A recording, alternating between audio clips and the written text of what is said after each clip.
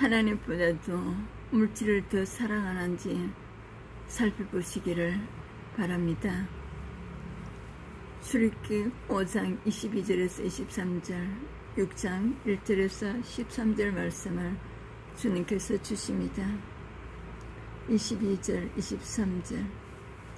모세가 여호와께 들어와서 아뢰되 주여 어찌하여 이 백성의 학대를 당하게 하셨나이까? 어찌하여 나를 보내셨나이까? 내가 바로에게 들어가서 주의 이름으로 말한 후로부터 그가 이 백성을 더 학대하여 주께서도 주의 백성을 구원하지 아니하시나이다. 모세가 하나님의 명령에 순종하여 바로를 대면한 후에 백성이 더 학대 당하게 됐자 모세는 하나님께 어찌하여를 외치며 호소합니다. 지금 백성의 눈에는 바로밖에 보이지 않지만 모세의 눈에는 침묵하시는 하나님이 보였습니다. 그래서 모세가 하나님께 호소한 것입니다. 그런데 하나님은 왜 가만히 계실까요? 이는 우리의 불신앙을 드러내시고자 함입니다. 하나님은 하나님의 침묵을 겪게 하심으로 우리의 모든 가능성을 하나님께만 두게 하십니다. 모든 것이 인간이 재주와 열심이 아닌 오직 전능하신 하나님의 뜻에 달려있음을 보여주고자 이런 시간을 허락하시는 것입니다. 하나님의 말씀대로 순종 있는 때, 고난이 가정될 때 모든 가능성을 하나님께 두게 하십니다. 오직 전능하신 하나님의 뜻에 달려있음을 알리고자 하시는 메시지입니다. 나의 관심이 하나님께 두고 있습니까? 돈에 두고 있습니까? 선하게 인도해 주실 줄을 믿으시기를 바랍니다. 6장 1절에서 8절. 여호와께서 모세에게 이르시되 이제 내가 바로에게 하는 일을 내가 보리라. 강한 손으로 말미암아 바로가 그들을 보내리라.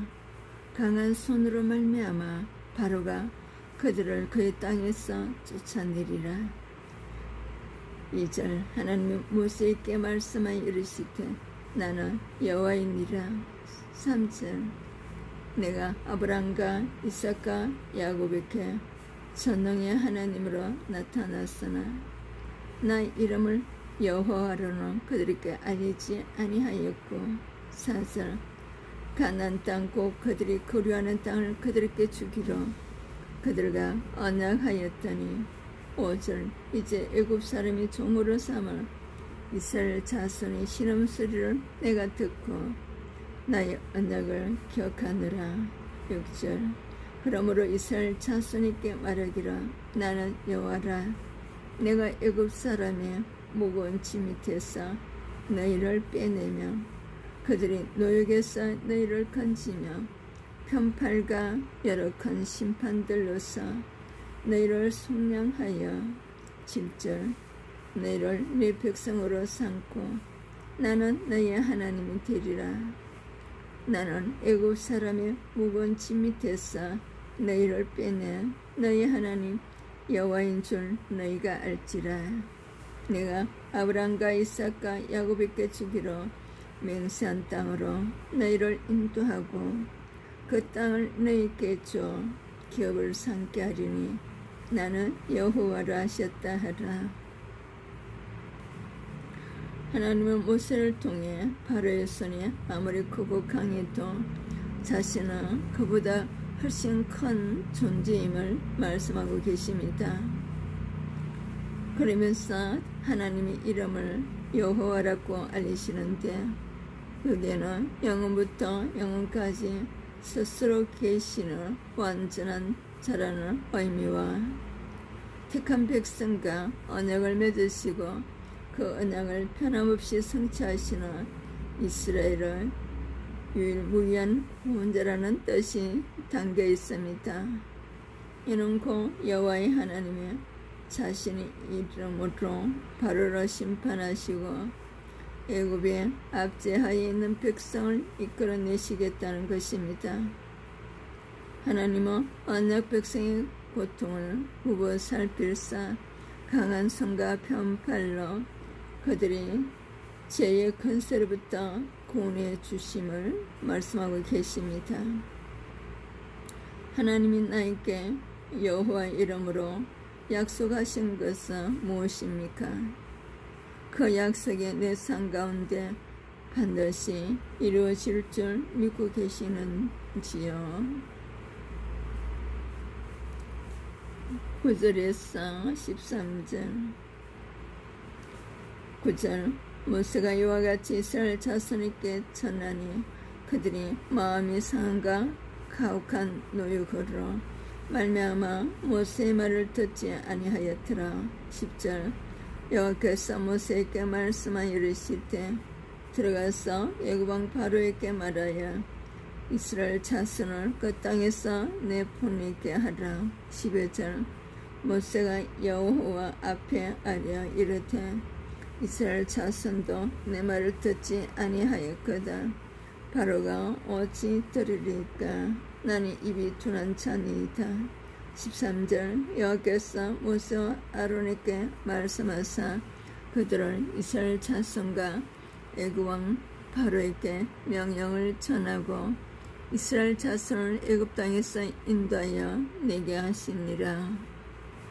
기도 말씀대로 순응했던 당장 달라지지 않는 눈앞의 현실에 압도되어 마음이 상해 어찌하여를 외치는 자를 불쌍히 여겨 주옵소서.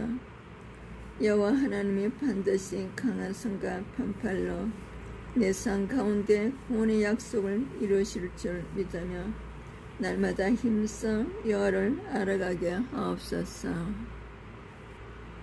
오늘 형제님의 간증입니다.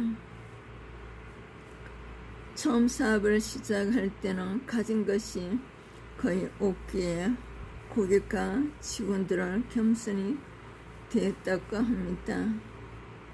힘들 때마다 하나님 말씀을 붙들고 간절히 기도했다고 합니다.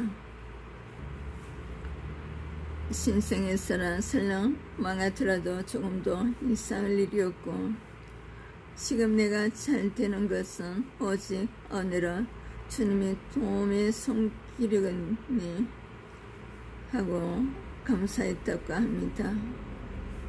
그러나 어느새 이 모든 것을 내 능력으로 이루었다고 착각이 들어왔다고 했습니다. 어떻게 하면 회사를 안정적으로 유지할 수 있을까 하며 모든 관심을 회사 매출에 두었다고 합니다. 그런데 마냥 잘 나가는 것만 같던 사업이 삐끄덕거리기 시작했다고 하네요. 믿었던 직원들이 퇴사하여 차리는 회사가 경쟁 억제가 되면서 매출이 감소하며 설상가상으로 인건비와 자재비가 올라 수익이 악화된 데다 회의 수출에도 차질이 생겼다고 합니다. 말씀 공동체 모임에서 이런 상황을 나누자 담당 목사님은 하나님이 여호와이심을 알게 하려고 이런 환경을 주신 것이니 선하게 인도해 주실 줄 믿고 가면 좋겠다고 권면해 주셨다고 합니다. 그동안 하나님보다 물질을 더 사랑하여 교만하고 이기적으로 살아온 나의 모습을 돌이키라고 고난을 허락하신 것이 인정되었다고 합니다. 그러자 저처럼 눈앞에 암담한 현실에 압도되어 어찌하여라고 외치시는 분들을 보면 저절로 체율이 더 위로의 말이 나왔다고 합니다.